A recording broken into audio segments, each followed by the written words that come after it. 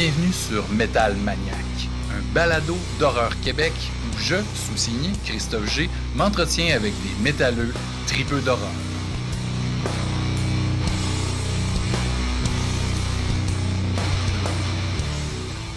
Métal Maniaque, épisode, on est rendu à l'épisode 24, quand même. Le temps file, surtout que cet épisode-là euh, mettant en vedette deux, deux artistes très différents. C'est vraiment un épisode chargé qui a été enregistré en fait à la fin de l'année dernière, en octobre pour Michael Crain, guitariste de Dead Cross. C'est ça que je montrais mon beau chandail. Euh, et plusieurs autres projets, Cons, il a été dans Retox aussi. Donc, la deuxième partie de l'entrevue, c'est avec un artiste visuel qui s'appelle Eric Livingston. Puis, je parle d'une entrevue, un épisode chargé. Euh, Eric Livingston, c'est un artiste qui a illustré un paquet de pochettes d'albums. Tu sais, en fait, c'est vraiment un artiste multidisciplinaire.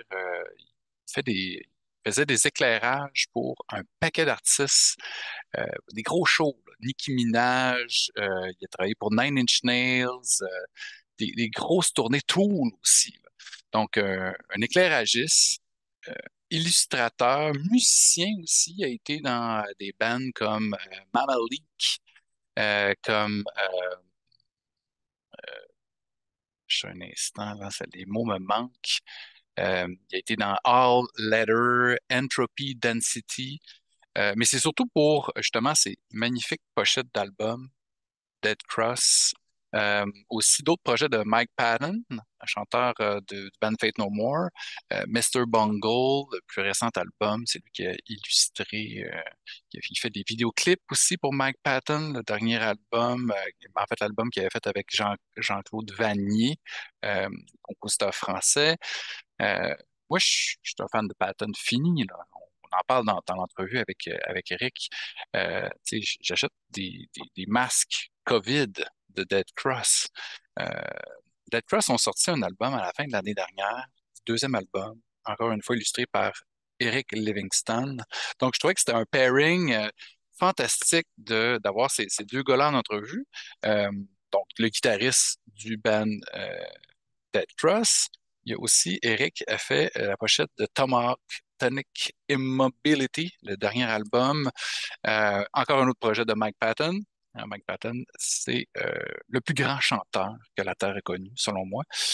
Mais je dis un épisode chargé parce que non seulement, bon, dans l'ordre, je vais vous présenter l'entrevue avec Michael Crain et on va terminer avec celle avec Eric Livingston. Celle avec Michael Crain, j'étais pas très content. Pour vrai, là, pour être complètement honnête avec vous, euh, il était pas, on dirait, il était pas disponible dans le sens que on commence l'entrevue, il semble pas savoir que c'est une entrevue qui est aussi vidéo, pour ceux qui écoutent la version audio.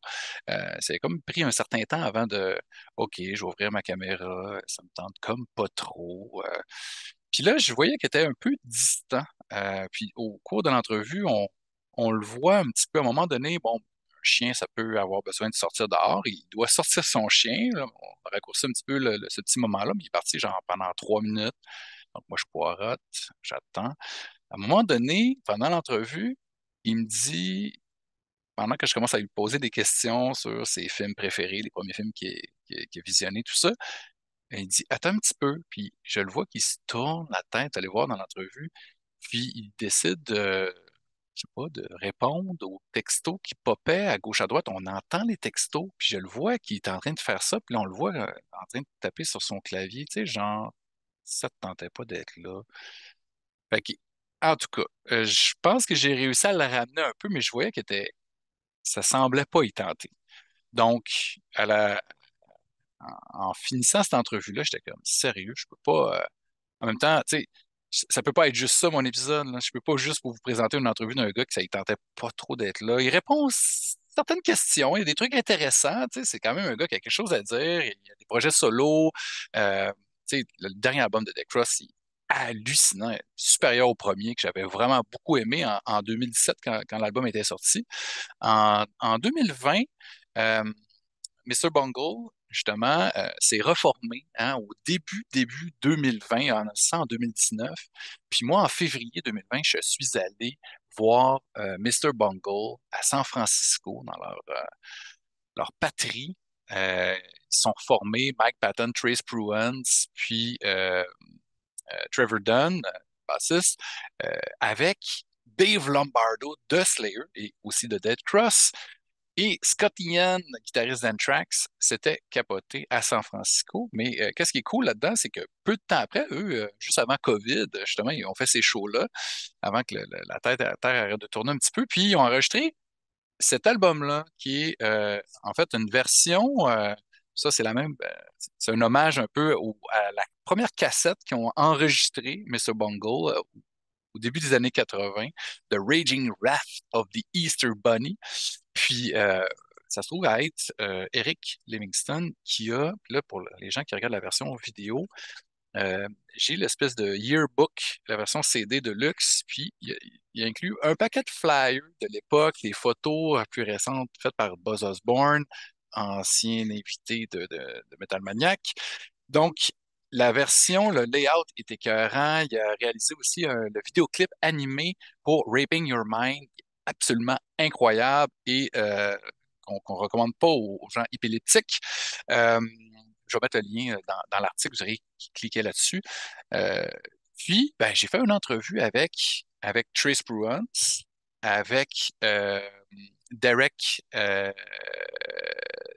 Derek Scorchera, qui avait réalisé un autre vidéoclip pour Mr. Bungle, et Eric Livingston. Ça, c'était à la fin 2020. On envoyé des courriels, des messages instantanés, puis j'avais vraiment trouvé que c'était un artiste intéressant. Donc, puis, on avait connecté en ligne. Puis, quand justement l'opportunité s'est présentée d'interviewer Michael Crain, je me suis dit, ben, le pairing serait parfait pour avoir Eric Livingston sur le show aussi, vu que, bon, j'aime ça présenter deux entrevues qui sont un peu connexes euh, depuis quelques mois. Puis, par le hasard des plus tragiques, mesdames et messieurs, chers Metal Maniacs, on vient d'apprendre cette semaine, donc il y a peut-être une semaine au moment où le podcast va sortir, que Eric Livingston est décédé à l'âge de 38 ans en Californie. Les causes du décès ne sont pas encore connues. Il serait décédé dans un autobus qui l'amenait à aller pratiquer avec le groupe Maniaques qui faisait partie avant de faire une tournée. Donc, c'est complètement surréel. Tu sais, je ne m'attendais pas à avoir comme presque probablement ce qui est la dernière entrevue qu'il a donnée. Puis en plus, c'est une super belle entrevue, super le fun. Vous allez voir, puis j'ai vendu punch un peu sur les réseaux sociaux. Il s'est fait un corpse paint. Il est arrivé en retard à l'entrevue parce qu'il s'est fait un corpse paint. Euh, c'est un type qui est ultra passionné. On le voit dans son art, qui est assez morbide, assez cru. Euh, mais en tout cas, j'avais vraiment eu une conversation super singulière. Donc, un genre de truc qui arrive pas souvent. Puis, voilà, il a disparu de cette terre cette semaine. C'est quand même assez fucked up. Donc, ben, je lui dédie cet épisode. Content d'avoir pu te jaser, Eric. Glad to have been able to chat with you. Donc, je vous laisse avec mes entrevues avec des collaborateurs de Dead Cross, Michael Crain, guitariste, suivi de Eric Livingston.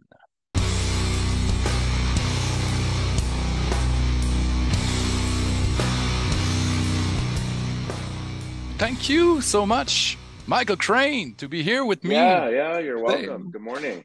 It's so cool. Good morning for you because you're in LA, right? Yes, I am. It's noon in Montreal, so but Oh, you're in Montreal. yep, Okay. yep, exactly. And this little video podcast of mine have been so much fun doing for the last year and a half. Two of my favorite topics in life are metal, music in general, and horror movies. So when I found out that Oh, you were okay. also a movie enthusiast, so I couldn't pass the chance to chat with you since I Oh, really great. I'm you've been playing guitar for a while in a lot of great bands, including Thanks. Retux and Mm-hmm. Cunts and your Mm-hmm. solo stuff. I just found out Mm-hmm. about it. It's really, really different, really cool. Oh yeah, yeah. Yeah. Yeah, Yeah. that was more of an experiment, but Yeah, I guess a COVID experiment, yeah, locked up at home. It sounds really introspective kind of stuff. very Uh, much so. Yeah. but Yeah. it's people. You need to seek that Michael Crain it's on Spotify. It got a little bit of trip up in it. Perhaps maybe a Mm. little blues, Mm-hmm. I wouldn't say folk, but maybe a little. Little bit. Yeah, Yeah, little bit. that's a lot of things. And when we think of your projects, including also, of course, the Great Dead Cross, Yeah. Yeah. Yeah. Oh, you huge. got all. Yeah. Exactly. The new one, I haven't got Yeah. a copy yet, but I had access to early promo stream to review the record for Rue Morgue magazine. And I have to say that it's I didn't expect to be that much different from the first ones.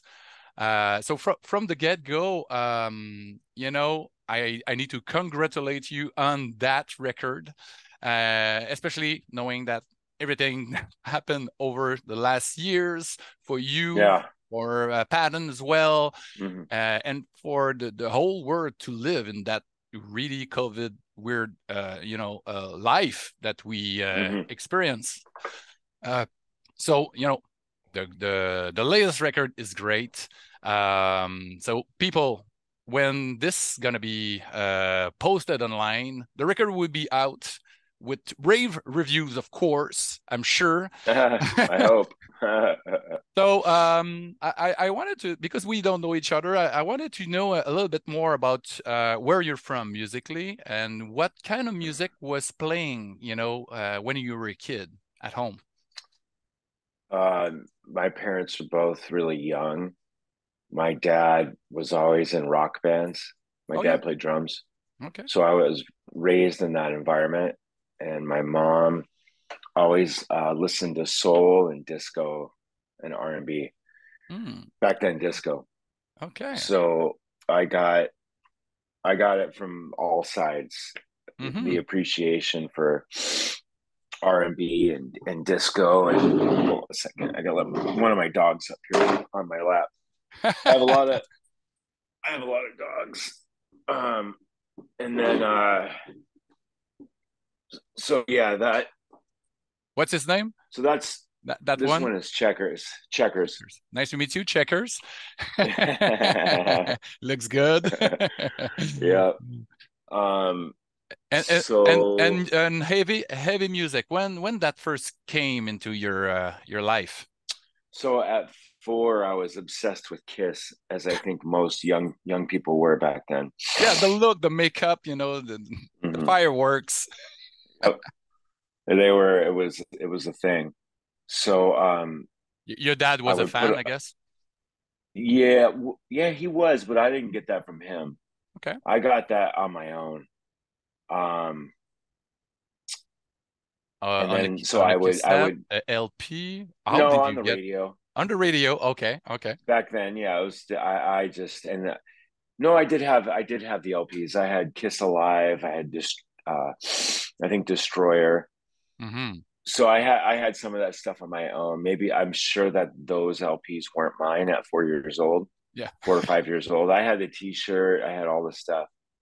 Now that's Um, cool. but I think But it's still a remember, rock and roll. The Avia stuff, darker stuff. Can you remember yes. which one it was? Um, so yeah, it was Kiss early on, and then after that, let me think back. Around 12, no, 10, when I was around 9, 10 years old, it was breakdancing. It Oh, was hip all hop. hip hop. I Nice. was obsessed with all that stuff. Run DMC, And of then course.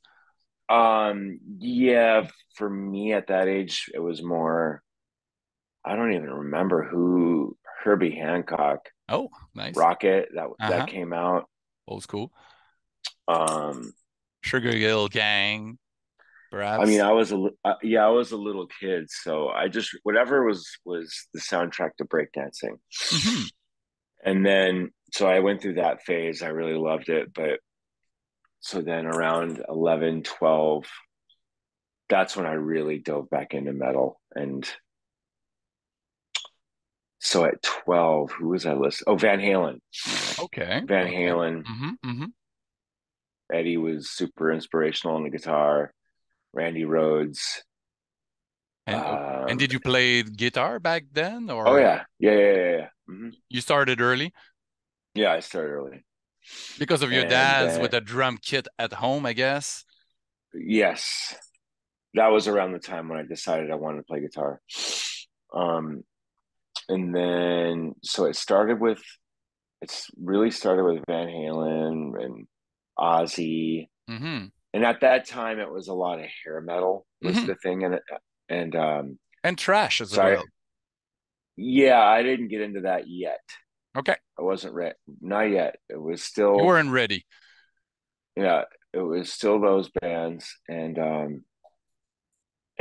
like Rat and shit like that. It was Mm-hmm. just like hair metal. Of course. I And was then a what fan of happened? Warren, even Oh Warrant. yeah. Mm-hmm. Yep. Def Leppard, you know, Yeah. that was I'm big for trying me to. back then. Yeah, they were huge. I'm Hmm. trying to think of the segue into what did it? How did I go from there to Sometimes it's so weird uh how you get in contact of those things. For me, that was Anthrax, Among the Living through a cousin of mine, yeah. you know. And Mm-hmm. prior to that, I was into all kind of stuff. As I said, a lot of some rap, some hair metal as well. But I'm a big Mike Patton fan, so Faith No Mm-hmm. More, that the real thing, it did it for me. It opened, Oh yeah, yeah. the mind, and that Yes. that guy also, Is Frank that Zappa. Frank Zappa? Oh Yeah, yeah. that's right. Um but anyways, so then I got into after the Van Halen was like my segue. That was my what's that? Hold on, I'm not awake yet. What's the term? Gateway. My Oh yeah. gateway drug Mm-hmm. into Dead Kennedys, Okay, the punk Black stuff. Flag, Hmm. Metallica, Metal Church. Um, Remember the first time you heard Slayer? yeah, that was when I was 16. Okay. I was 16, and we were starting our own little thrash band, and the drummer we were playing with, he was older and he was really good. Mm-hmm. And he's like, let me play you guys something. And he played us Angel of Death. And yeah, it blew my mind. Just as something as simple as that double Bass kick drum. solo. Mm-hmm. You know what I mean? I had never heard anything like that yet. It's so It was heavy. just like, whoa, holy shit. That was the first time, yeah. And then right after that, I remember um, which I got Show No Mercy on cassette, Mm. which doesn't sound anything No, like it's the punk. Rick Rubin produced stuff. It's Show No true. Mercy was way more metal, you know, The and sound, but I it was loved it. crisp. Yeah. But I listened to Show No Mercy over and over and over because you could tell like there's, even though it wasn't the Rick Rubin produced stuff where they totally changed thrash metal, Mm-hmm. it was still, you could tell they were a good fucking band and had good songs. Tight. Like Yeah. they had that thing. Mm-hmm. Um, And then I was really into Garage Days from Metallica. Oh I yeah, was with like, those fuck, covers, man, of course. this band knows how to. They know how to fucking do a cover. Nobody can do a cover like Metallica, Yeah, in my opinion. and covers. There's no point of doing a cover if you do just the same thing that the previous band did. Yeah, That's key. You need to sound like your own band covering another one, exactly, and find the exactly. because on the first Dead Cross record, you did a Bauhaus cover, which We is did. and Yeah, it's a nice kind of a pause in the middle of that record, and it sounds like Bauhaus, but it sounds like Dead Cross as well. yeah. Was that hard to achieve that kind of balance between the two? No, not Bauhaus, because I'm a huge Daniel Ash fan. I'm a huge Bauhaus fan. You can Mm, tell in my playing. mm. I'm really goth inspired. Rick Agnew, I love all those guys. Yeah, Um, the but ad, also, we mhm. only did that because we were short of material. Okay, okay. And we needed extra material. But that was a nice little surprise because you wouldn't expect a Bauhaus cover on that kind of Yeah, trash punk and really harsh sound. But right, right. going back on Slayer a little bit, it's Yeah. crazy, that you got to play all those years later with Dave Lombardo. Um, Yes, it is. can you tell me the first time? Can you recollect the first time you actually met Dave Lombardo?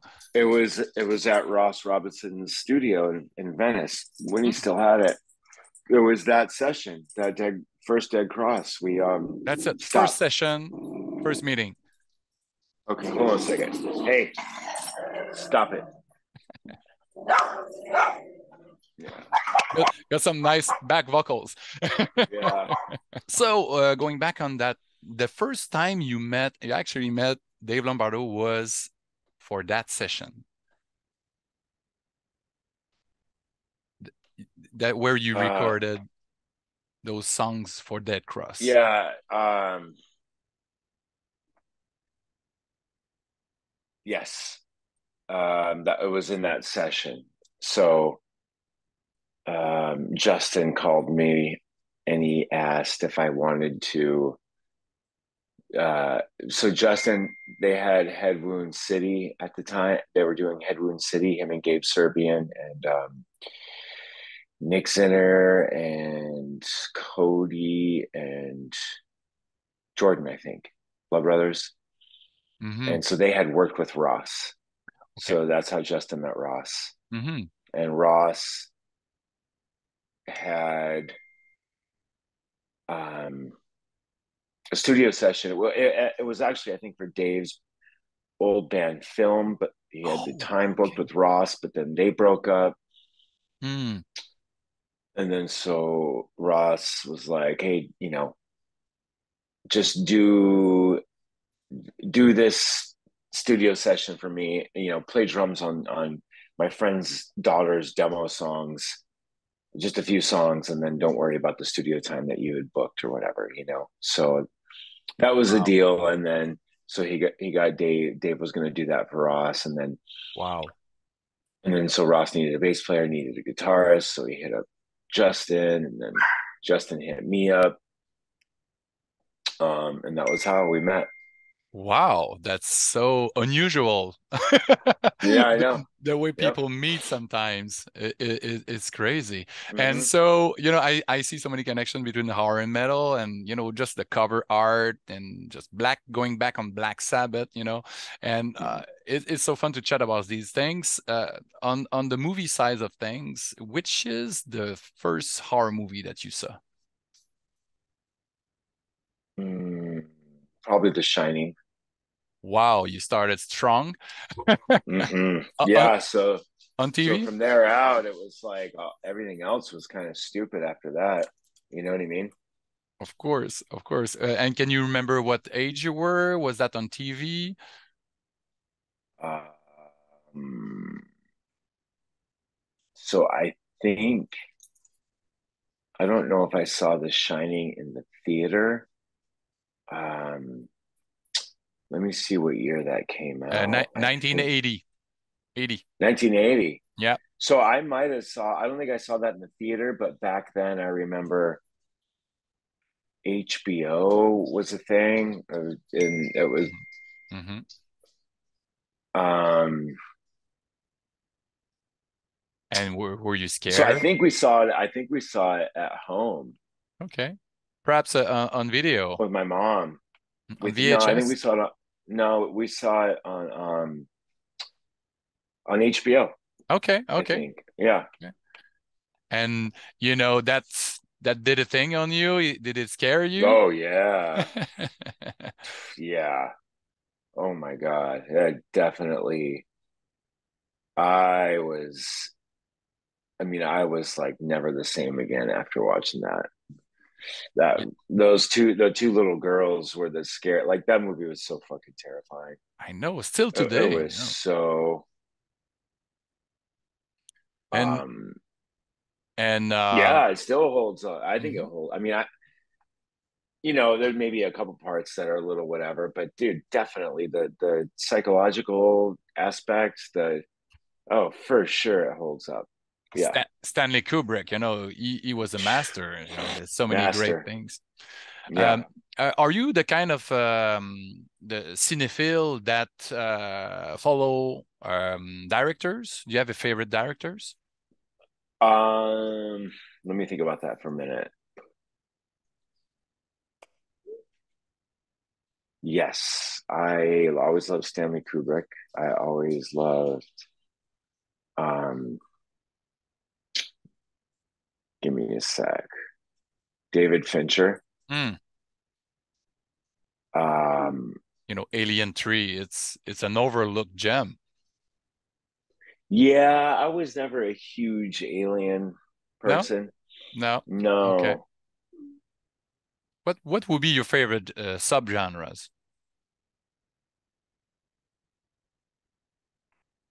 Um Let me think about that.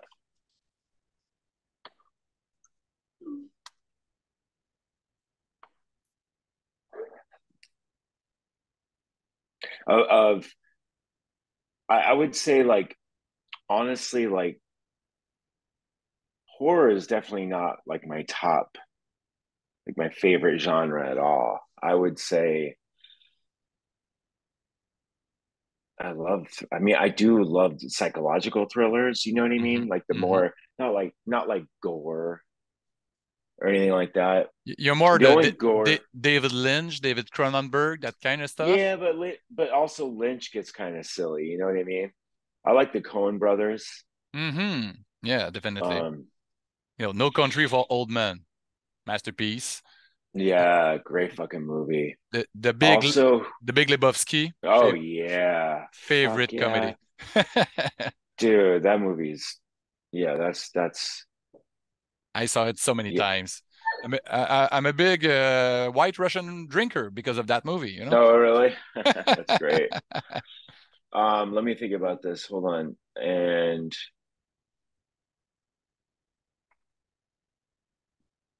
um, But going back on horror, what would be your favorites? If you have to do a top three. Shining,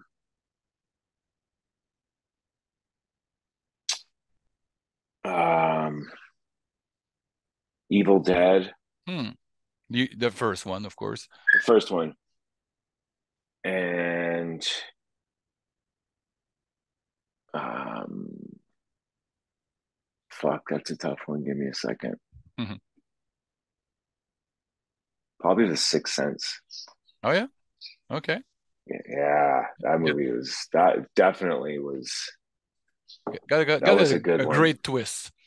Yeah, that that was fucking great. Any movies you saw Um, lately that you could recommend?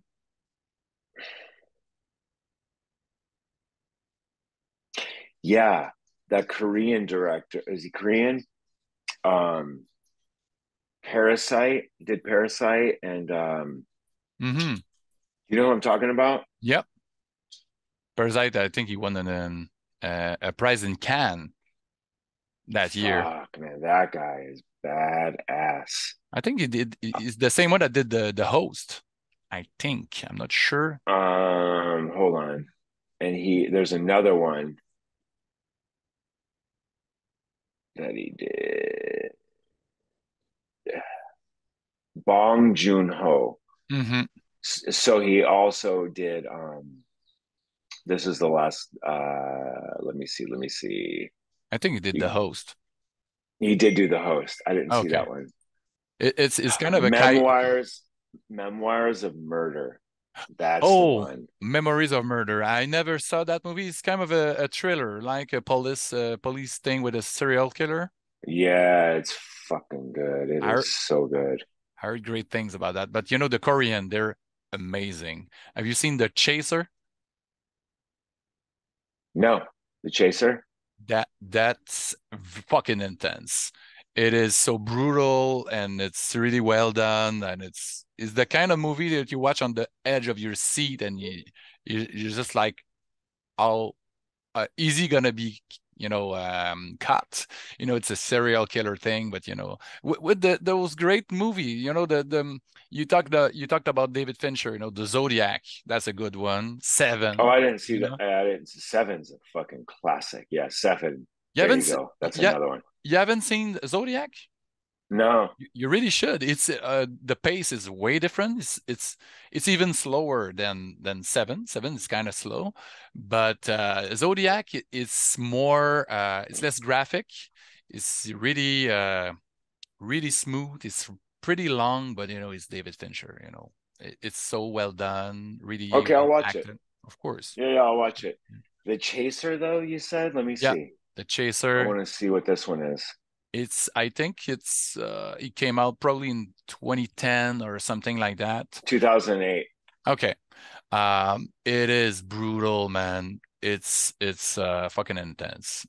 Okay, got it. If you like thriller, you should like it. All right, I got it right here. Yep. Awesome. Thanks for your time, Michael. Dude, yeah, absolutely. Sorry for the hiccups. No problem. Dogs, man. I got a dog since the last 5 months. It's a lot of work. It's a lot of fun, and you need this. Is It's like a kid. You need to. Yeah, four of them. Oh fuck. And then I got four. Wow, it's a big family. Yeah. Okay, so keep on trucking, keep on the good work, man. Cheers. Thank you. All right. Thank you, brother. Take care. Okay. Take care. Bye. Bye.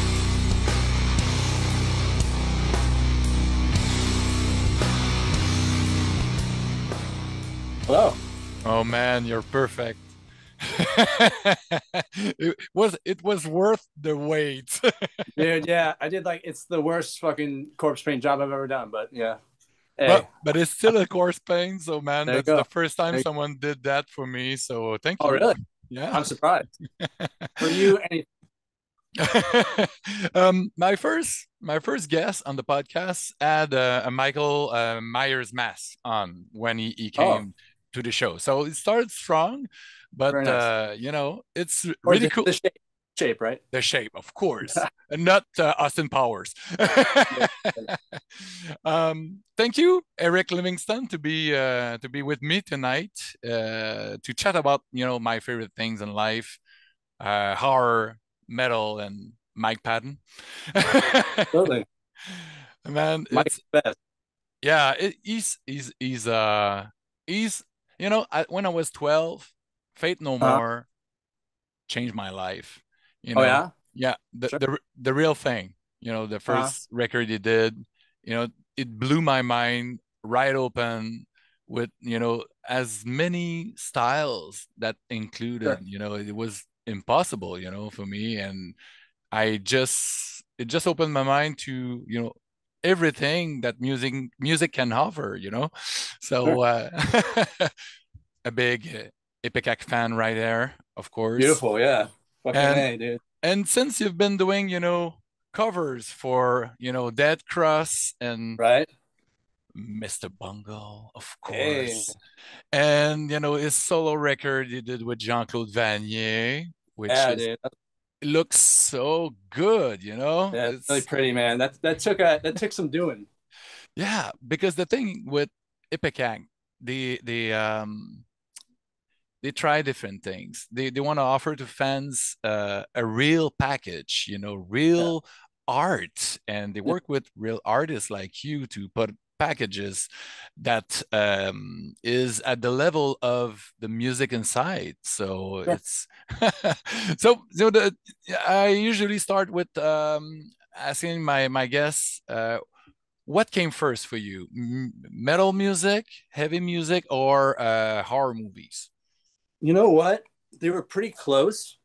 I became interested in art, I'd say very young, and I got hit hard with music. And I Hmm. was an odd cat growing up. It was very weird. But like around 4 or 5, I remember being a horror fan before I was even a horror fan. Just knowing and seeing different, aesthetics, different clips of things, hearing things here and there, and like just the imagery in general, and how like Monsters. monsters. Yeah, Hmm. of course. And like, so I became enamored. I wanted to know everything about it. I wanted to ingest as much as I could. But again, I'm 4 or 5 years old, so I couldn't go out there and watch everything. Like I Of like, course. my mom didn't want me to see everything there was to see at that age. It's kind of Hmm. like, kind of weighing into it, make sure he could watch something subtle first without, having like brutal nightmares or like, running out of the room being traumatized. Of But, course. I was like a pretty, I was a quiet kid and like kind of reserved and, just enamored with art, so You one, started drawing really, you know, soon, early.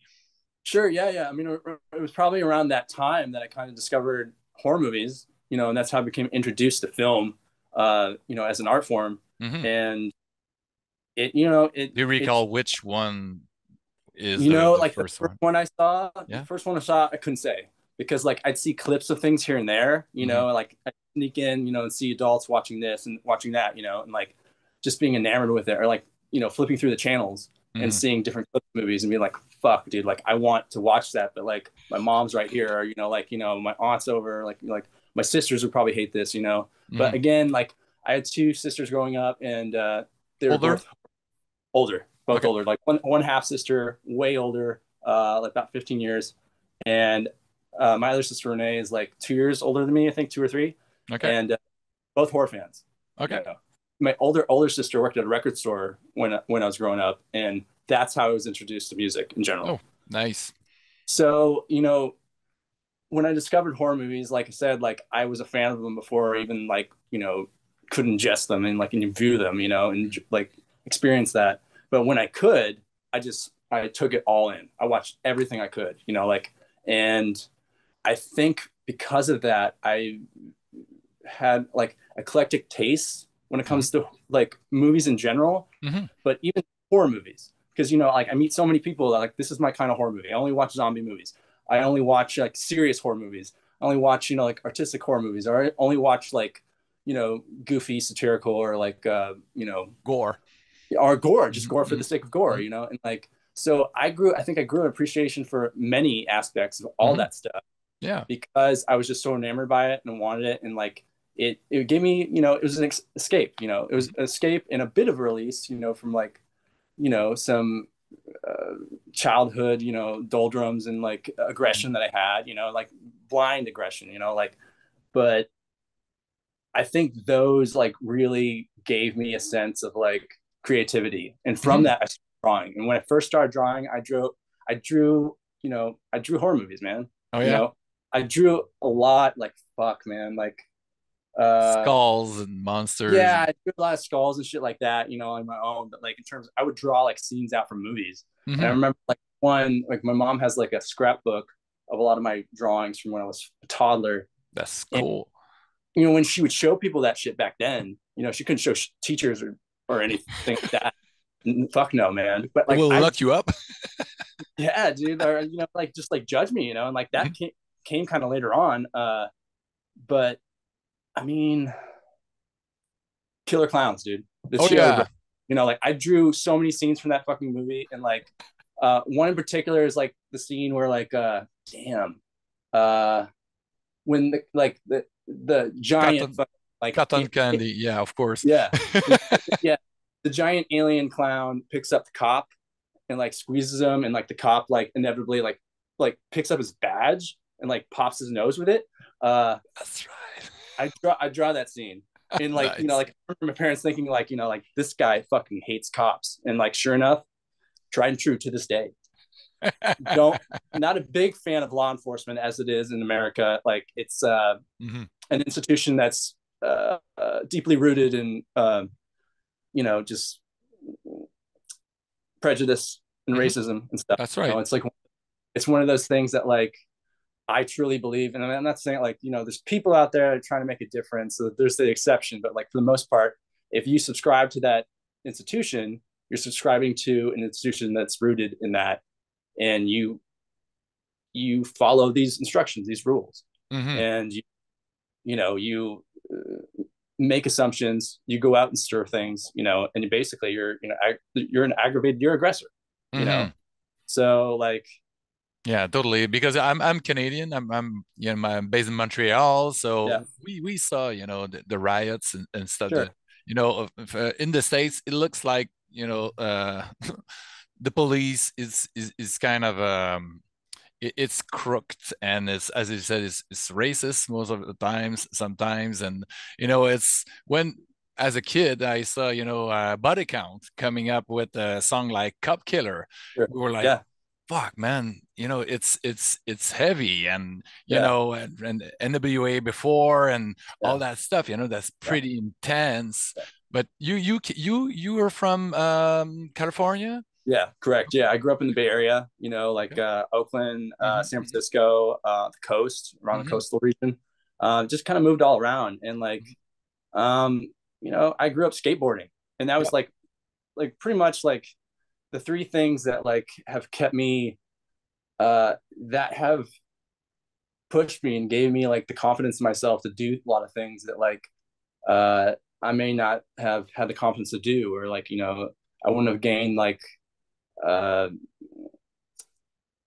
just the overall like self like worth to go out and do things if it wasn't for horror movies, weird ass fucking gnarly music, Hmm. skateboarding.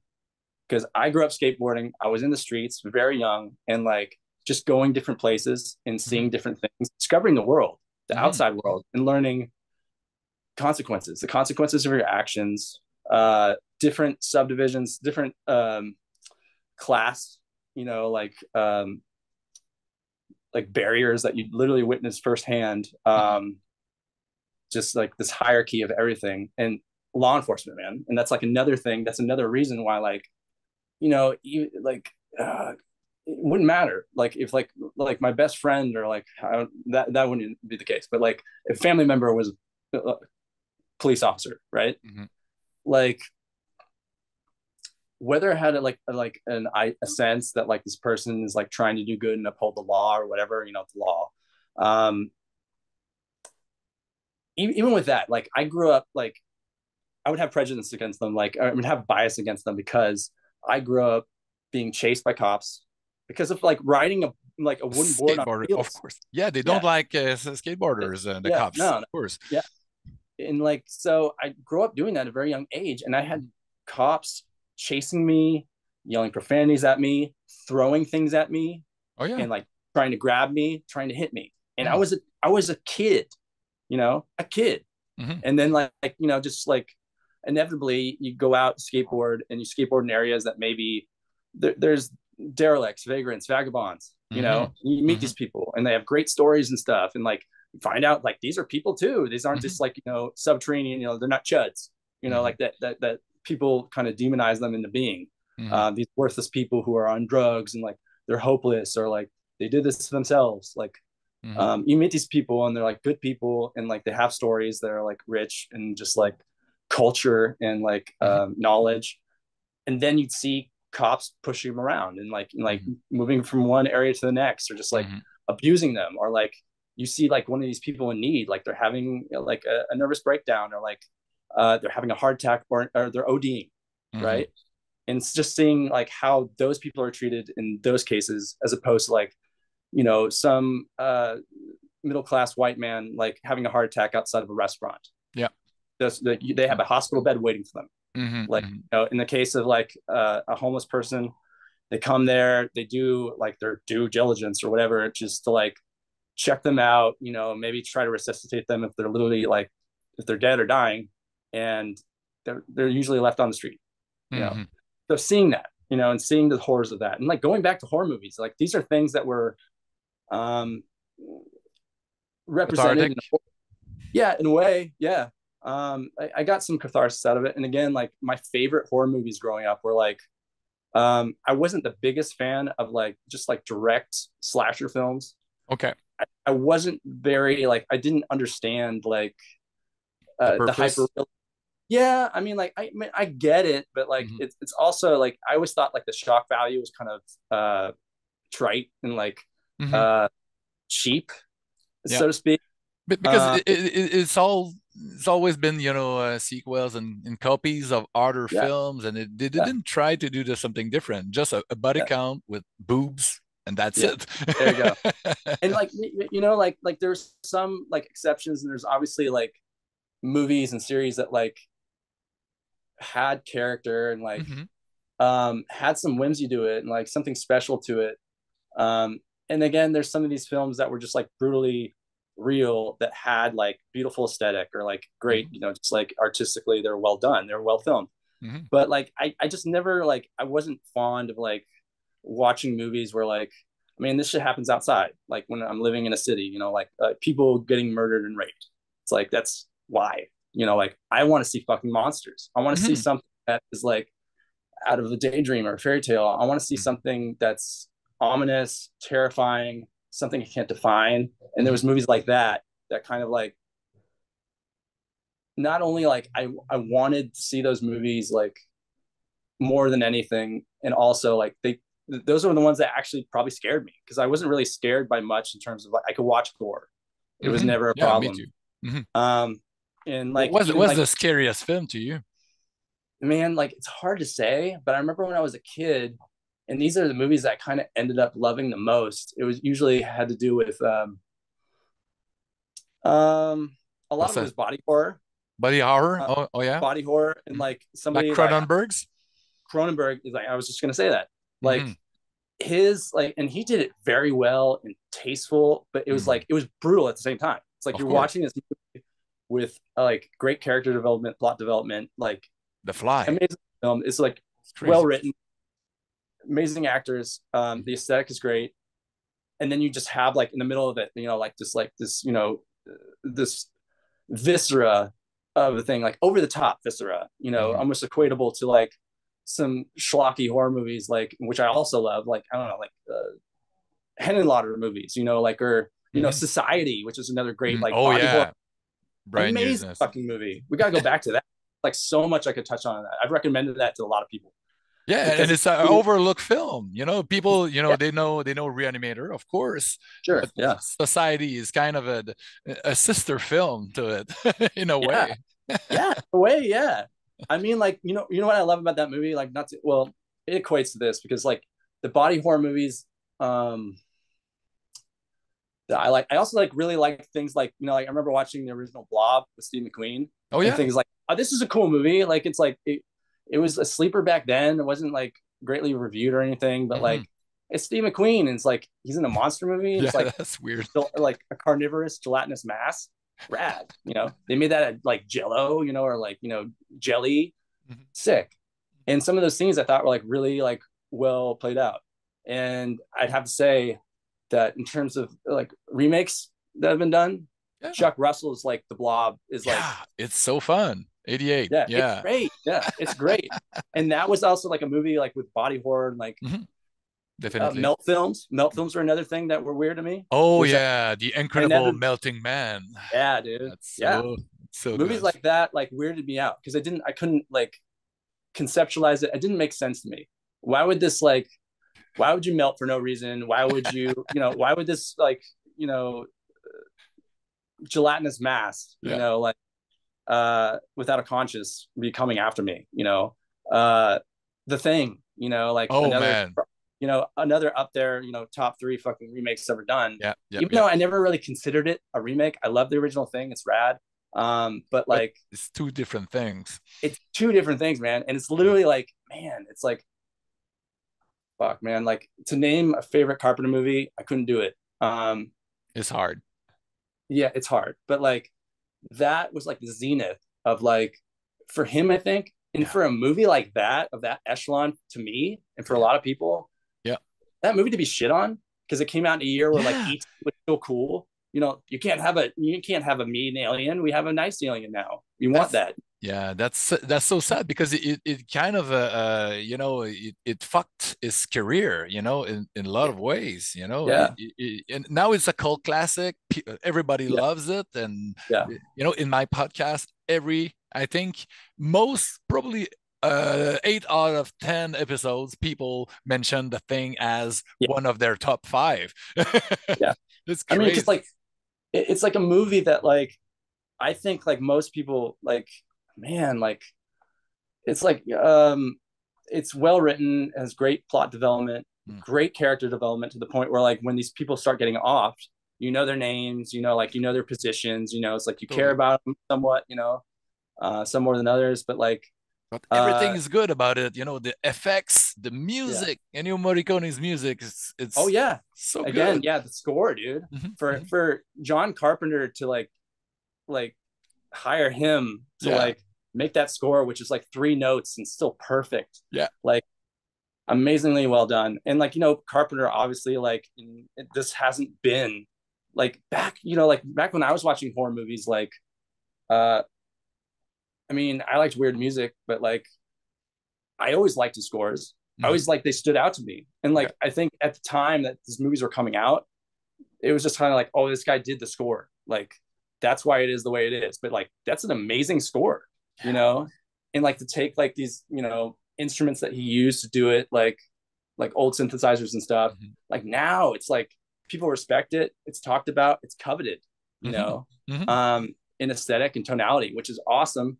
But like, I think then, he felt like, well, I know he felt like he wanted to do scores because he knew how to do it and he thought they were good. I'm sure, Mhm. like, because he is the way he is. He thinks what he does is good. He knows when it's good.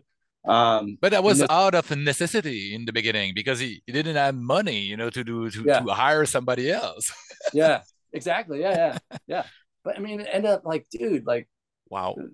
how many people know, like the theme to Halloween? Hmm. Like, just play that in a room. Everybody knows what that is. And with the Raging Wrath, the Halloween show, you did a trailer, which is an homage also to Oh yeah, Carpenter in ways. again. So like, sequels, right? Yeah. I feel like the sequels that I love in like, Oh yeah. series, like, This uh one. Ah. yeah, Halloween 3. Halloween 3. And it's interesting, when I was watching Halloween's growing up, I love the first one, obviously. The Mhm. second one was like, it's like, Okay. Hmm. it was all right. Hmm. It was like it happens directly after, Yeah. which is like, I think, feel like one of the first times that like I ever saw that. It's like, Yeah. holy It's shit, it's this pretty is at the rare. Oscars, right? Hmm. Hmm. Um, And it's so brutal and it's violent it and is brutal. you've Yeah. seen more Yeah. and So they kind of upped the ante on body Mhm, count, right? mhm, Like, mhm. they went in like the vein of Aliens, I guess. It's like, let's just up the body count. Like, That's right. we saw what T2 did. We're gonna make the T2. Like, Different setting, an hospital. sure. That was a great idea. But the That was third one, before T2, but T2 maybe looked at that and saw it. yeah, yeah. But um, best sequels ever. Like, I didn't see Halloween 3 for so long. I felt like, until I was like maybe 10 or 11 or 12, right? Okay. Um, when I'd already seen the original so many times, and I saw up to like probably like 5, before I saw 3. Where's 3, right? Yeah. Because nobody played it on HBO. Nobody played it like on cable networks, because Okay. it was like, it bombed so hard. Like, and Hmm. like, they never play it like when they're doing a Halloween marathon, Mm. because people just be like, it doesn't make sense in the Halloween marathon, which, you know respectively, I don't consider it a part of that series. I like his idea. Hmm. I mean, like, like, With that title, people, it was a setup to be disappointed because you were expecting Michael Myers. Yeah, yeah. Which is like, obviously, like, being the person I am, like in the music that I do, my sense of humor, Mhm. I fucking love that. You know Yeah. what I mean? Like a huge fuck you, like in a Yeah, way. that's punk. Yeah, fucking punk. Because like, oh, yeah, like, by the way, there's been two already, but like, Yeah. I always thought this was going to be like a trilogy or a series of different horror stories, and that's what Mhm. I originally sought out to do. It's Mhm. Halloween. It's not Michael Myers. Mhm. It's Halloween night. You know. Yeah. Um, And you did a so great homage to it with that little clip you did for Mr. Bungle right. as well, Yeah. man. That's so Yeah. cool. And Must in have been fact, really fun to pitch that to get to the boys. dude, like I just kind of did it, That's like it. because they're doing a Halloween show and stuff, like I figured like in like Eureka of all places, Yeah. like It's been shot, around that place, right? yes, yes, like and I didn't know if they knew that, I assumed, being the people that they are and the dudes they are, that like they must have seen this movie. And if Yeah. of course they like I show it to them, like, hey, like I kind of like as a descriptor, like Halloween 3, like Lucky Shamrock, man, like Mhm. this is from this movie, you guys. What do you think? It's like it looks cool, and they're like, oh yeah, fuck yeah, Lucky Shamrock. Like it's like so it to know that those people, which I assumed at the beginning, obviously, but like it would have broke my heart, like Of knowing course. that like not if they haven't seen it, because that's like such a like a great opportunity to ingest that for Yeah. the first time, Yeah. Tom Yeah. Atkins. Mhm. But uh if they saw it and they hated it, you're like, oh man, it's like it's not a part of Halloween. It's trash, blah blah. And like to think like those people that watch, I mean, I get it because Halloween is kind of a different like vibe. Um, but I don't know, like and um I mean, like it would have been great to experience that for the first time, obviously. But yeah, Mhm. it would have broke my heart if like one of the people in that band were like, fuck no, like fuck Halloween 3, But it But they're all worked. like, yeah, dude, Lucky Shamrock, like and yeah, it just worked. I did a number of like, I kind of went with that for a minute, just doing like these weird, like one off, really, I mean, that was like purposely done. Some of the other ones were just like literally like ripped off, like Tom Atkins scenes where like I overdubbed like really bad and like transposed like bad Photoshop images in them in like the scene. Mhm. Um, but yeah, they're all down with it, which is really rad. That's so cool. And you did a straight up horror video for Dead Cross as well. My Perfect Prisoner. That's Yeah, horror, man. yeah. I mean, I would consider like most of the film work, which is like pretty much all like in the music range of music video and song representation. Hmm. Everyone has some kind of like homage to horror. Like it has been inspired somewhat by horror, like just an Hmm. aesthetic, the feeling of it. Um, and again, like like this horror like doesn't make it to the Oscars much, That's right.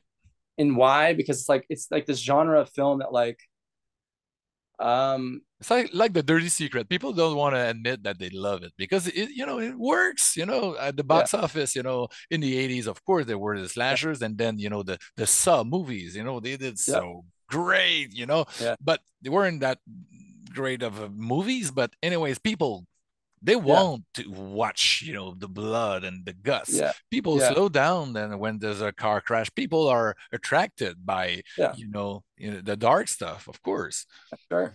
And like I mean, I think it's kind of, I mean, I don't know, unfortunate that like I mean, like I've seen critics review horror movies and stuff, and like in general, like they shit on them. But like I Mhm. remember seeing like some Robert Ebert, like uh reviews. I remember like one in particular was fuck Hellraiser. Mhm. How he's kind of dumbfounded that like this movie is like gratuitous, like it's shocking, it's it's visceral gore, but in a way that is um isn't sensationalized, but Mhm. provocative, um, presented in a way that like represents something with conviction. Mhm. Um, and he loved that movie. you know, and I think it was critically acclaimed movie. Clive Barker's Hellraiser, you know, is like, Of course. I just watched it again a few weeks ago, you know, to do a paper on it, and yeah, it still holds up. And you know, the imagery, the Cenobites, you know, it's I was so fresh. In the yeah, notion of slashers, you got those guys from hell and just commending that voice Doug Bradley has, and that yeah, was so refreshing to see, you know, yeah, that kind of stuff for a few films, and then went to shit like all the, you know, the franchise, of course. But yeah, yeah, yeah, but yeah. But you what would be your favorite filmmakers? I mean, like, man, There's so many, I know, and there's so many. and you mentioned, because we did a little email interview a few years ago for you know, Mr. Bungle for Rue Morgue magazine, and you Uh-huh. mentioned Polanski and Sure.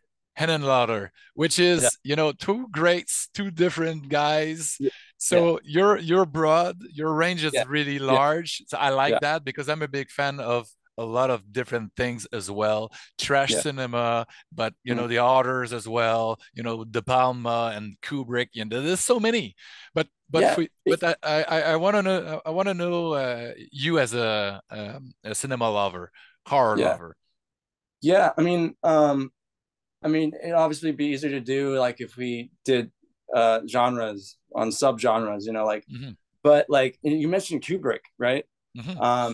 Which definitely, like, you know, obviously The Shining was Mm. like this opus of a film, So more good. of like, you know, like a character study Hmm. on like an American male, which I would say it's like an average American male, Hmm. like somebody who takes pride in their work, somebody who um, isn't good at expressing their emotions. They're just a combustion engine, you know, about to reach a critical mass.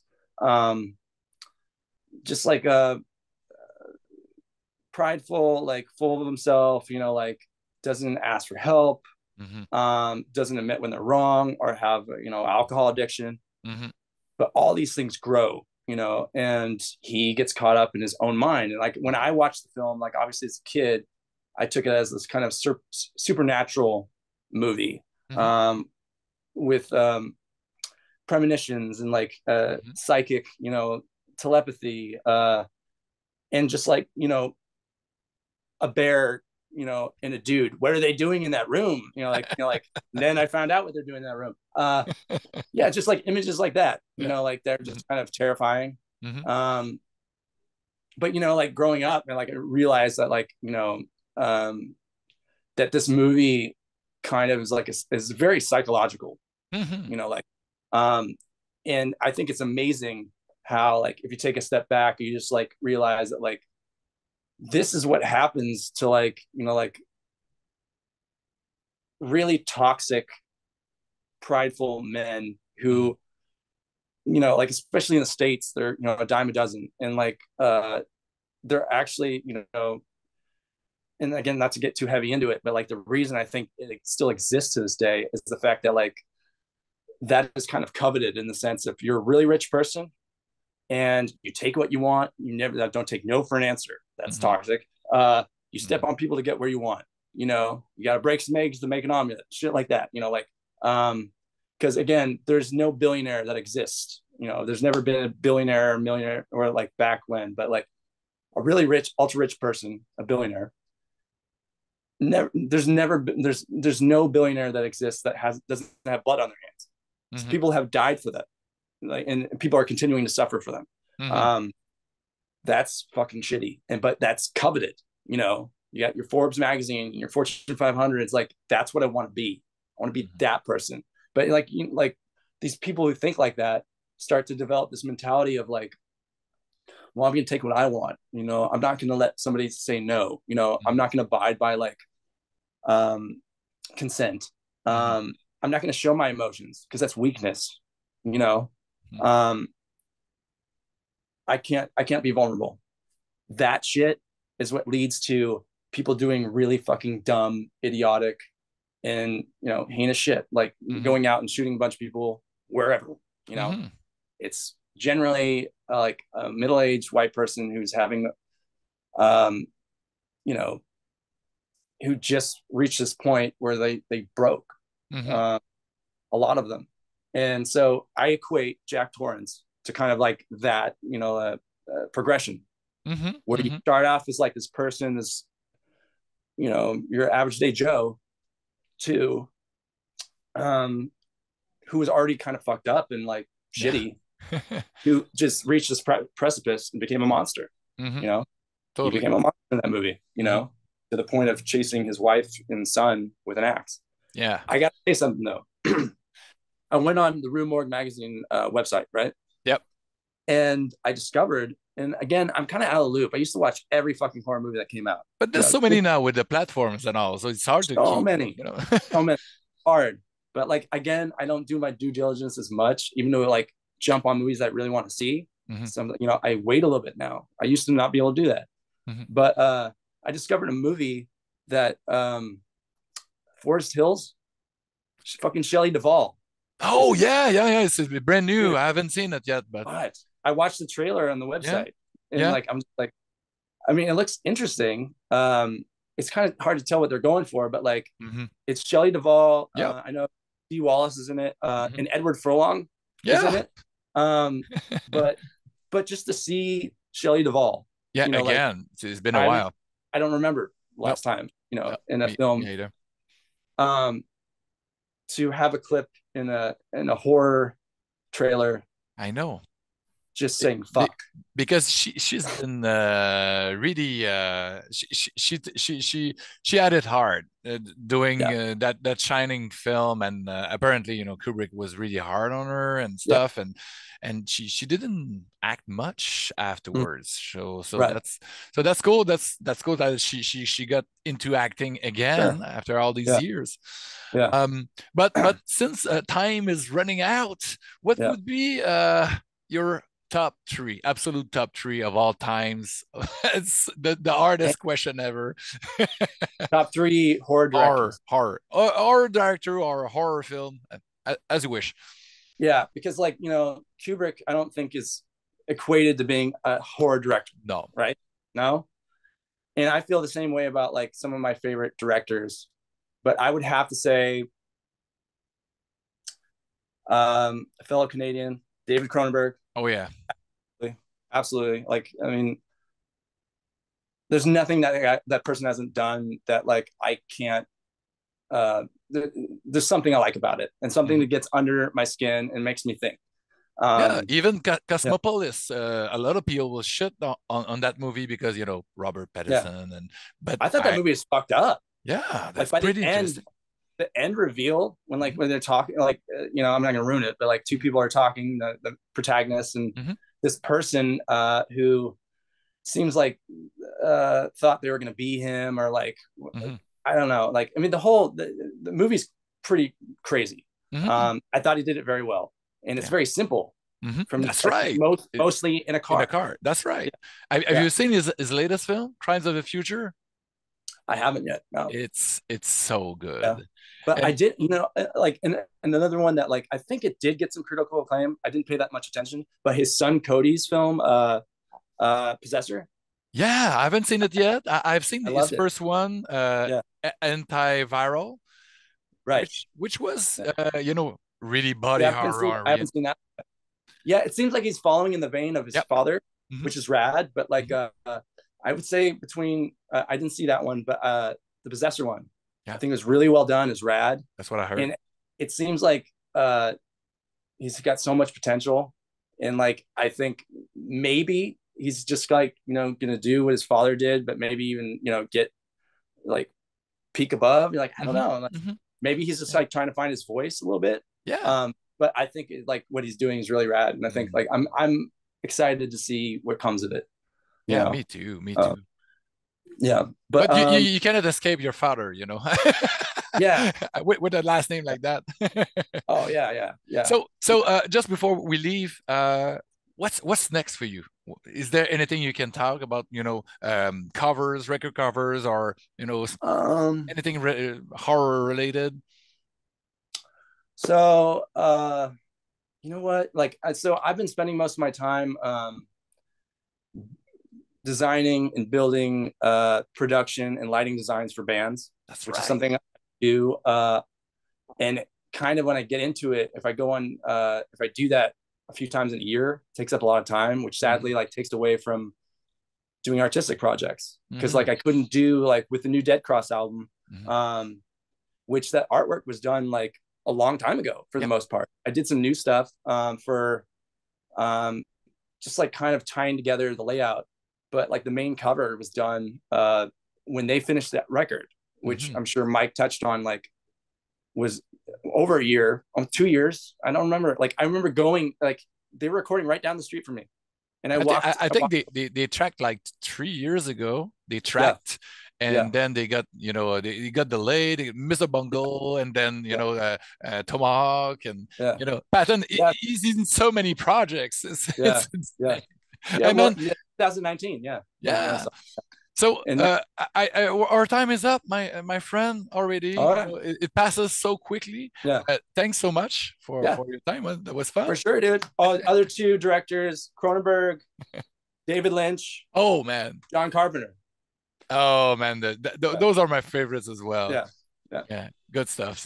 But we're gonna keep in touch. So people are gonna follow you on the social media. You post your stuff, and it's amazing. The Dead Cross. That cover. It's so good, man. And everything you do, keep up the good work, man. And it was a blast. Yeah. Cheers.